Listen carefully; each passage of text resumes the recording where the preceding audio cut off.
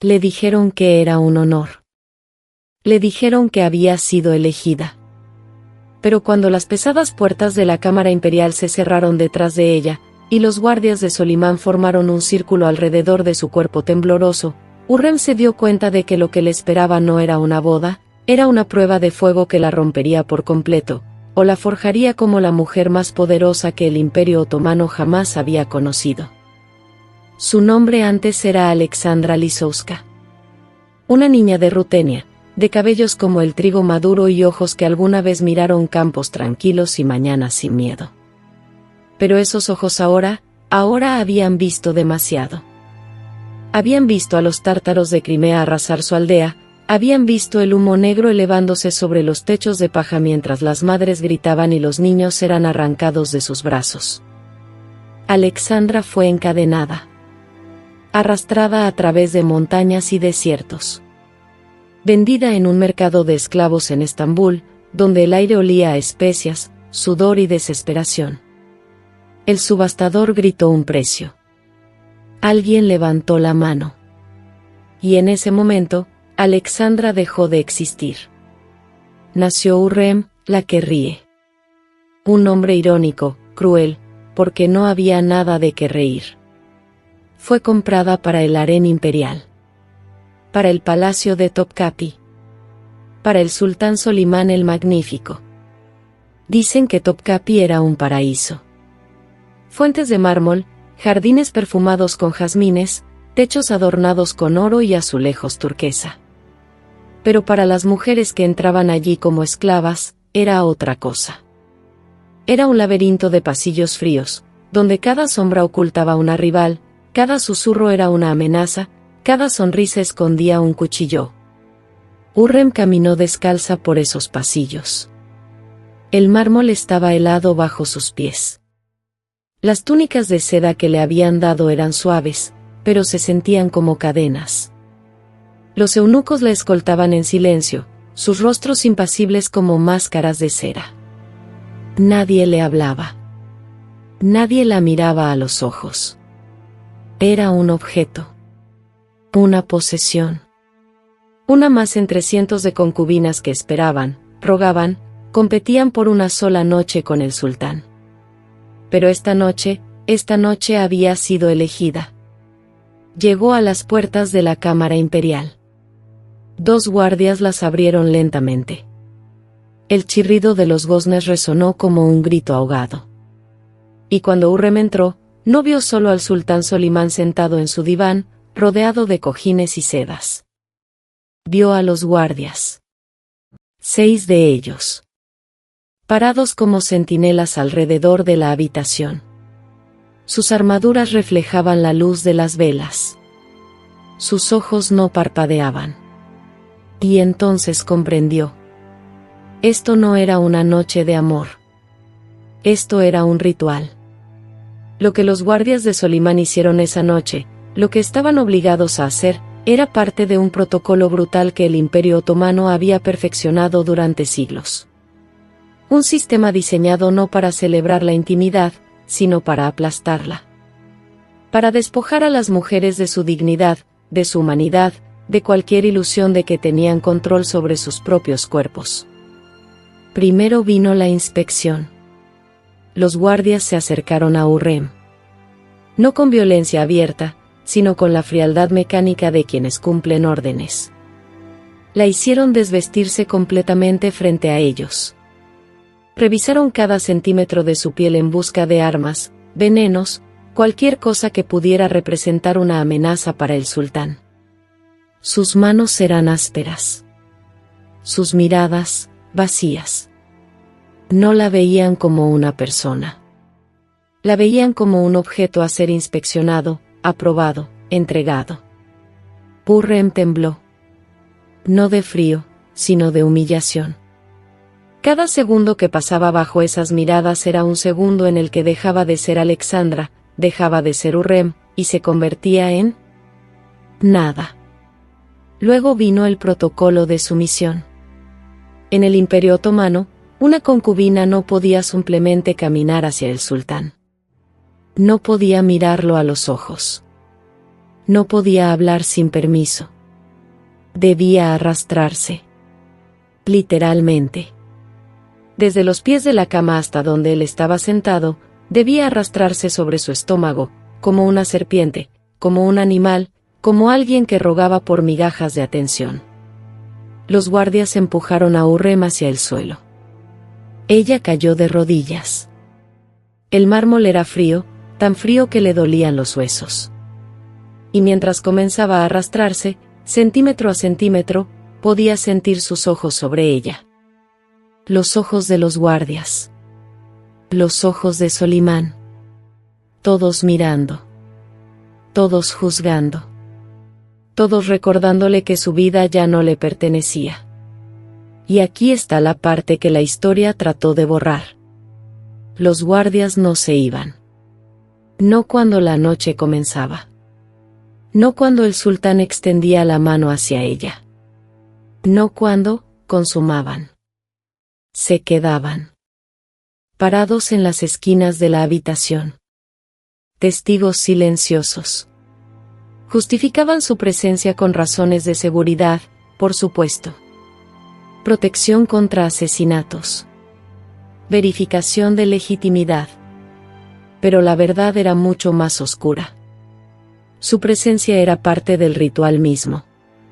Una forma de romper psicológicamente a las concubinas. De asegurarse de que nunca, ni por un segundo, olvidaran que no tenían privacidad, no tenían dignidad, no tenían control.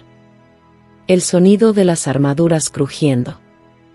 El eco de las respiraciones de otros hombres en la habitación. La mirada fija de ojos que no parpadeaban. Esto era lo que Hurrem tuvo que soportar. No solo una vez, sino cada vez que era llamada. Porque así funcionaba el sistema. Así era como el imperio mantenía a sus mujeres bajo control. A través del miedo. A través de la vergüenza. A través de la deshumanización sistemática. Y cuando todo terminaba, cuando Solimán finalmente se dormía, los guardias escoltaban a Hurrem de regreso al harén. La inspeccionaban nuevamente. Registraban cualquier señal de resistencia, de trauma, de rebelión. Y si mostraba demasiada emoción, si lloraba, si gritaba, lo reportaban. Porque las concubinas rotas eran un problema. Las concubinas que no podían soportar el ritual eran prescindibles. Pero Hurrem no lloró. No esa noche. Ni las noches que siguieron. Porque había tomado una decisión. Una decisión que la convertiría en leyenda, pero que también la condenaría de maneras que aún no podía imaginar. Decidió que no sería destruida. Sería quien destruyera. Hurrem no fue la primera en soportar esto. No fue la primera en ser inspeccionada, humillada, observada como un espécimen científico mientras su humanidad se desgarraba. Hubo otras antes que ella. Cientos. Miles. Mujeres cuyos nombres fueron borrados de la historia. Mujeres que no sobrevivieron. Mahidevran Sultán, la primera concubina favorita de Solimán, pasó por el mismo ritual años antes. Mahidevran era orgullosa, feroz, una mujer que había llegado al harén con la esperanza de convertirse en la madre del próximo sultán. Y lo logró. Dio a luz a Mustafa, el príncipe heredero. Pero el costo de esa primera noche quebró algo dentro de ella. Los guardias la inspeccionaron. La hicieron arrastrarse. La observaron. Y aunque Mahidevran sobrevivió, nunca fue la misma. Su orgullo se convirtió en amargura. Su ambición, en paranoia. Y cuando Hurrem llegó, Mahidevran vio en ella un recordatorio de su propia humillación. Por eso la odió tanto. Por eso atacó. Pero otras mujeres no tuvieron la fuerza de Mahidevran. Algunas se rompieron por completo. Los registros otomanos rara vez hablan de ellas, pero los rumores se filtraban a través de las paredes del harén. Había concubinas que, después de su primera noche, nunca volvieron a hablar. se sentaban en las esquinas oscuras del harén, con los ojos vacíos, balanceándose de un lado a otro, murmurando palabras sin sentido. Los eunucos las alimentaban como a niñas. Las mantenían escondidas en las cámaras traseras, lejos de las visitas, lejos de los ojos del sultán. Otras elegían el camino más rápido. En el palacio de Topkapi había una cisterna subterránea. Un enorme depósito de agua fría y negra, sostenido por columnas de piedra que se hundían en la oscuridad. Era hermosa de una manera inquietante. Pero también era un cementerio. Porque era allí donde las concubinas iban a ahogarse. Nadie sabe cuántas. Los registros oficiales nunca documentaron suicidios. Pero los eunucos lo sabían. Los guardias lo sabían. Y las otras concubinas, ellas lo sabían mejor que nadie. Una mujer llamada Gulbahar fue encontrada flotando allí después de su tercera noche con el sultán. Otra, cuyo nombre se perdió, se arrojó desde la Torre de la Justicia, una estructura irónica que se alzaba sobre el palacio. Justicia. Como si la justicia existiera para ellas. Y luego estaban las que eran ejecutadas. Si una concubina se negaba al ritual, si gritaba, si se resistía, era llevada en silencio a una habitación privada. Allí, los eunucos la estrangulaban con un cordón de seda. No con violencia ruidosa. No con espectáculo. Solo silencio. Eficiencia. Una vida apagada como una vela. Y su cuerpo desaparecía. A veces en la cisterna. A veces en fosas sin marcar fuera de los muros del palacio. A veces simplemente se iban. Y nadie preguntaba. Porque en el imperio, las mujeres no importaban lo suficiente como para ser recordadas. Solo importaban mientras sirvieran. Mientras obedecieran. Mientras sobrevivieran. Hurrem sobrevivió. Pero no porque fuera más fuerte que las demás. No porque fuera más valiente. Sobrevivió porque hizo algo que las otras no pudieron hacer. Algo terrible. Algo brillante. Convirtió su trauma en un arma. Esa primera noche, cuando los guardias finalmente la escoltaron de regreso al harén, Hurrem no cerró los ojos. No se permitió desmoronarse. En cambio, observó. Estudió. Memorizó cada detalle. Notó que uno de los guardias la había mirado con algo parecido a la lástima. Una grieta en la armadura. Otro había desviado la mirada cuando la inspeccionaban. Vergüenza. Otro había murmurado algo a su compañero en voz baja. Resentimiento. Y Hurrem comprendió algo que las demás no habían visto. Los guardias odiaban el ritual tanto como las concubinas. Eran hombres obligados a participar en la deshumanización de mujeres. Algunos habían endurecido sus corazones. Pero otros sentían culpa. Y la culpa es una herramienta poderosa. Hurrem comenzó a construir alianzas. Lentamente. Cuidadosamente. Sonreía a los guardias que mostraban lástima. Les hablaba en voz baja cuando pasaban. Nunca pidió nada directamente. Solo plantó semillas. Dejó que supieran que los veía como humanos, no como opresores. Y eso, en un lugar donde todos eran engranajes en una máquina brutal, era revolucionario. Los guardias comenzaron a hablar. Le contaron secretos. ¿Quién conspiraba contra quién en el harén? ¿Qué concubinas estaban planeando envenenar a rivales? ¿Qué eunucos eran leales a la valide sultán, la madre de Solimán, que gobernaba el harén con puño de hierro? Hurrem usó esa información como un bisturí. Destruyó a sus rivales antes de que pudieran destruirla.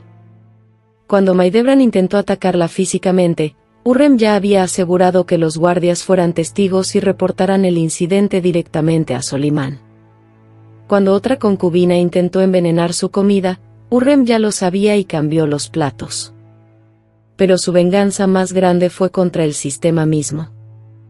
Cuando Hurrem finalmente se convirtió en Aseki Sultán, la esposa legal de Solimán, algo sin precedentes en la historia otomana, hizo algo que ninguna mujer había logrado antes.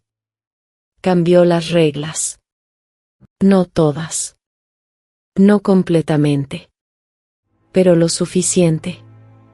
Reformó los protocolos del harén. Redujo la cantidad de guardias permitidos en las cámaras imperiales.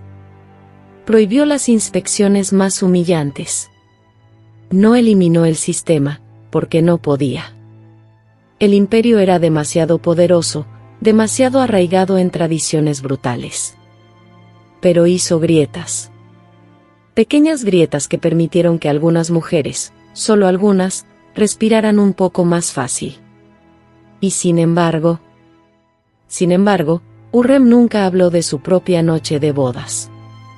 Nunca escribió sobre ella en sus cartas a Solimán, que sobreviven hasta hoy. Nunca la mencionó a sus hijos. El silencio era absoluto. Porque algunas heridas son demasiado profundas para ponerlas en palabras.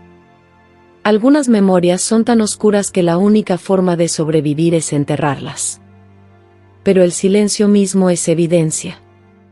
La ausencia de palabras es el grito más fuerte. Lo que le sucedió a Hurrem en su noche de bodas no fue único. Fue parte de un patrón que se repitió en imperios de todo el mundo. Los romanos tenían ceremonias de acostarse, donde testigos observaban las noches de bodas reales para verificar la consumación. Los chinos tenían selecciones de concubinas donde las mujeres eran inspeccionadas como ganado. Los europeos tenían rituales de virginidad donde sábanas manchadas de sangre se exhibían públicamente. Los imperios, todos ellos, requieren deshumanización para funcionar. Requieren que algunos grupos sean tratados como menos que humanos para que otros puedan mantener el poder.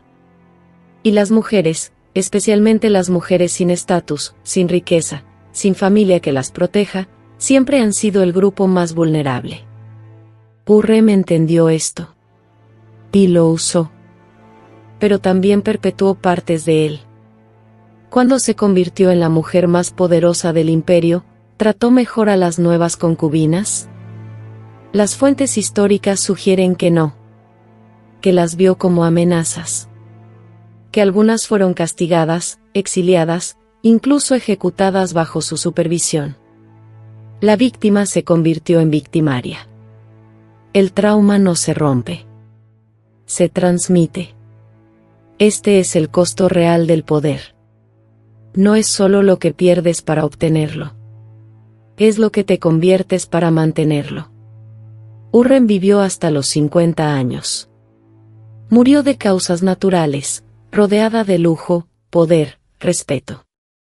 Fue enterrada en un mausoleo magnífico junto a Solimán. Pero en sus últimos años, cuando se sentaba en sus cámaras privadas y miraba por las ventanas hacia el harén, ¿qué veía? ¿Veía a las nuevas niñas entrando, con los ojos llenos de miedo? ¿Se veía a sí misma? ¿Sentía culpa? ¿O el poder la había hecho olvidar? No lo sabemos. Porque Hurrem nunca lo dijo. Y esa es quizás la lección más oscura de todas. Los imperios construyen silencio alrededor de sus crímenes. Y las personas que sobreviven, a veces se vuelven cómplices de ese silencio. Ella sobrevivió a lo que era peor que la muerte. Pero la supervivencia tuvo un precio que el imperio pagaría durante generaciones. Y nosotros, aquí, siglos después, apenas estamos comenzando a escuchar los gritos que nunca fueron escritos.